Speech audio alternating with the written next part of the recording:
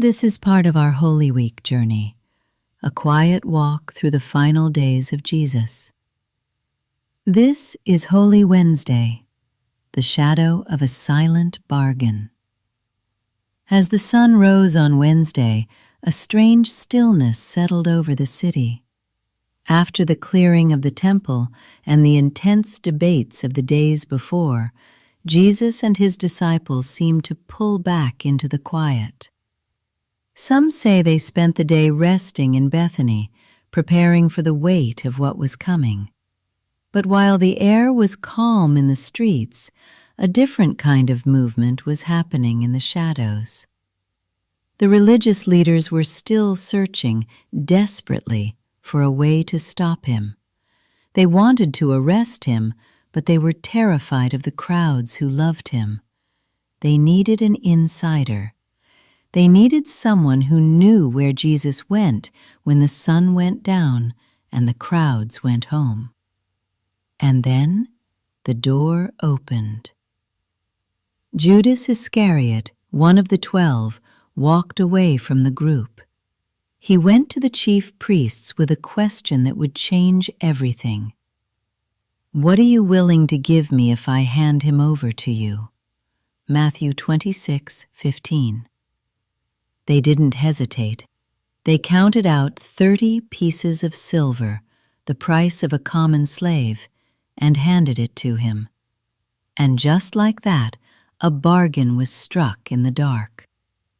Luke tells us that from that moment on, Judas began looking for the right opportunity, a way to betray Jesus when no one else was watching. Luke 22:6. It's a heavy part of the story to sit with, to think that one of his closest friends, someone who had seen the miracles and shared the meals, could reach a point where he was ready to walk away. But Holy Wednesday isn't just about the betrayal in the shadows. It's also a day that remembers a beautiful contrast. In another house in Bethany, a woman named Mary took a jar of expensive perfume and poured it over Jesus. While one disciple was calculating his price, this woman was showing his infinite worth, giving everything she had just to honor him. Jesus was caught between two hearts, one closing and one wide open. And even knowing what was being planned in the dark, he didn't run. He stayed steady. He stayed present.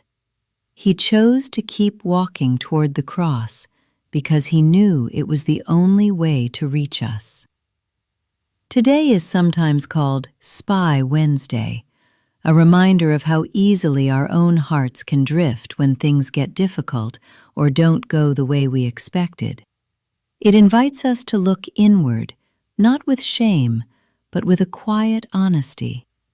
To ask ourselves, where am I holding back? And where is he asking me to make room for him? As the shadows of Holy Week grow longer, we see that even in the midst of betrayal, Jesus remains the faithful friend who never lets go of us. This story comes from the Gospel of Luke, a careful account of the final days of Jesus. These moments weren't written to be a tragedy from the past, but a reminder of a love that stays even when we falter. If this journey through Holy Week has been meaningful to you, we invite you to like and subscribe and keep walking with us through the stories of Scripture with the cardinal and dove. We're so glad you're here.